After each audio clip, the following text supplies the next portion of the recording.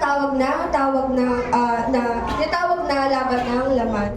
So, yung mga bagay na gusto nang gawin ng katawan natin, no? Comfort, pleasure, pride, and madalas ayun yung humaharang sa atin to honor God. No? Minsan kasi hindi problema yung kalaban natin kundi yung sarili natin. So kung ready na tayo, buksan natin ang ating puso, no? Kasi I believe may gustong iparating sa atin si Lord, no? Para mas makatulong pa, para mas ma-honor natin siya sa buhay natin. Amen. So tayo po ay panandali ang manalangin. Panginoon, maraming salamat po, Lord God, sa umaga ito. Panginoon, maraming salamat po, Lord God, sa pagkakataon, Lord God, na muli kami, Lord God, ay makapakinig, Lord God, ng iyong salita.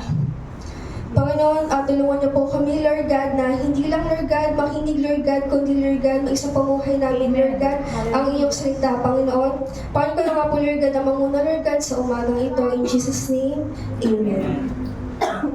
So, paano nga ba natin na pipiliin si Lord, no, sa gitna ng tukso o sa kabila ng sarili nating desires? No, ang topic natin today is overcoming the flesh.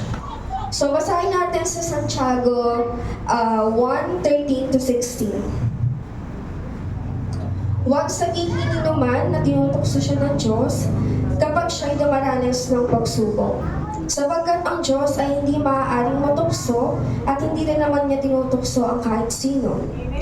Natutukso ang tao kapag siya'y naaakit at nagpapatangay sa kanyang sariling pagnanasa.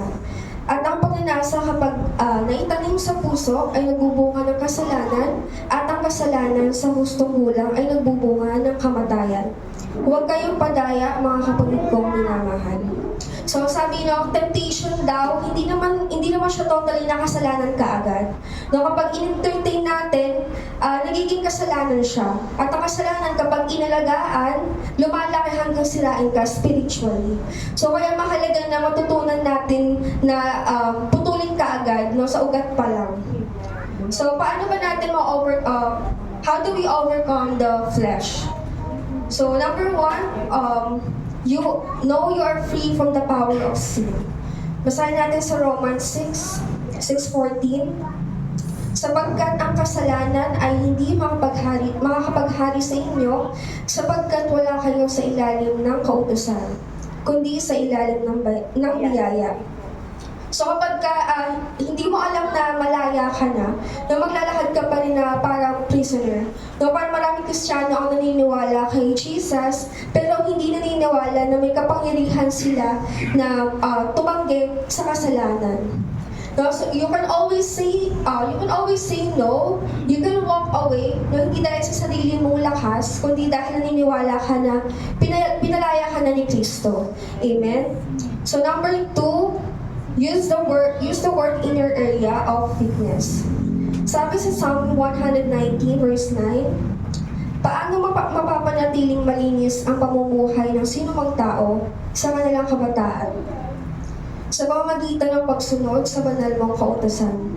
So kapag alam mo at ginagamit mo yung salita ng Diyos, na mas madali mong maiiwasan yung tukso. Kapag hindi ka talaga hindi ka rooted, no, madali ka talagang matatamaan or madali kang matukso.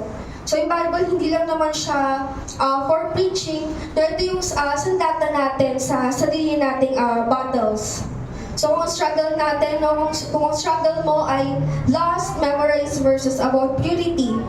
Kung madali kang ma-offend, search verses on forgiveness and humility.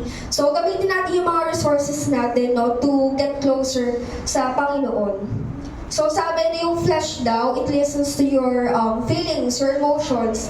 While the spirit naman, it listens to God's word. So, ang basahan natin lagi, no, yung emotions natin, talagang mananalo lagi yung flesh. Pero kung ang salita ng Diyos yung standard natin, no, mananalo tayo sa sa sarili nating battles sa buhay natin. So number 3, walk in the spirit and crucify the flesh.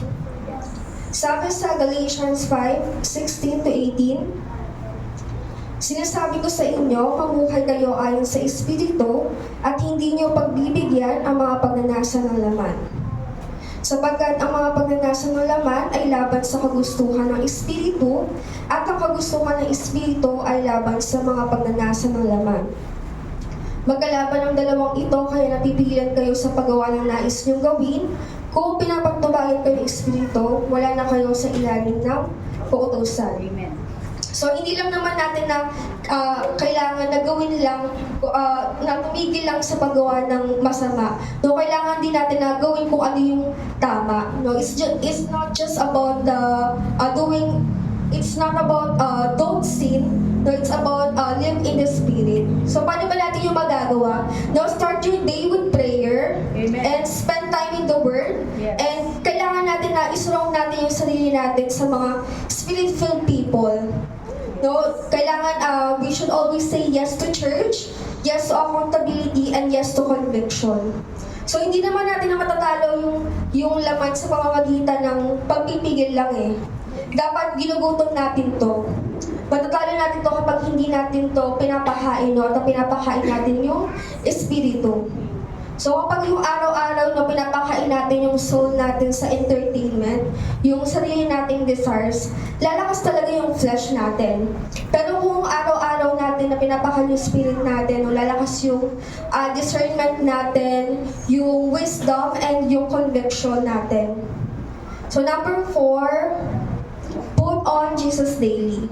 Sabi sa Romans 13:14, mamuhay tayo ng maayos na para nasa liwanag ng araw, huwag sa mga kalayawan at paglalasing, sa kalaswaan at kahalayan, sa alitan at paninubugho. Sa halip isuot ninyo ang Panginoong Kristo at huwag ninyong pagbigyan ang mga hilig na laman upang masunod ito. So, pag sinabi natin isuot yung Panginoon, ay sabihin, ayun yung identity natin. So, ayun yung visible sa atin. Amen. So, kapag bago natin gawin yung isang bagay, no, isipin natin lagi kung Christ-like ba to yung ginagawa natin. No, hindi naman tungkol to sa pagiging perfect eh.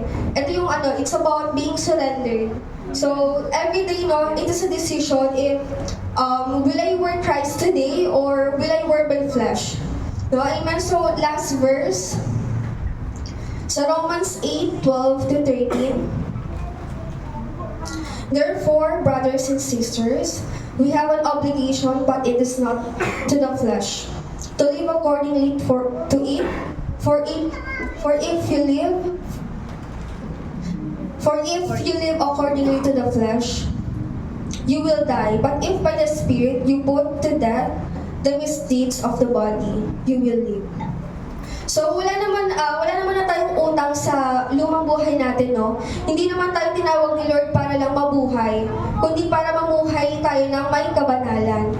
So kung gusto natin i-honor si Lord, no, then don't feed the flesh, feed your spirit every day. So hindi natin kailangan na sundin lagi yung emotions natin, no? May mas mataas na calling tayo to honor God with our lives. So every time you choose purity over lust, forgiveness over offense, or prayer over impulse, you are honoring God. So amen. Ayun lang po yung amazing devotion ko. Tayo po ay manalangin. Panginoon, maraming salamat po, Lord God, sa mensahe niyo, Lord God, sa umaga ito, Panginoon. Panginoon, tulungan niyo po kami, Lord God, na isabuhay ito, Lord God, at piliin kayo, Lord God, na sundin kayo, Lord God, kasi sapitan ng aming laman. Panginoon, bigyan niyo po kami, Lord God, ng lakas, Lord God, na magpatuloy, Lord God, at mamuhay, Lord God, ayon, Lord God, sa iyong kalooban. Panginoon, kayo nga po, Lord God, ang maitaas, Lord God, sa buhay, Lord God, na bawat isa, Lord, kayo nga po, Lord God, ang maitaas, Lord God, sa desisyon namin, Lord God, sa bawat desisyon na aming gagawin, Panginoon. Ay lamang po ang aming samot dalangin sa pangalan ni Jesus. Amen.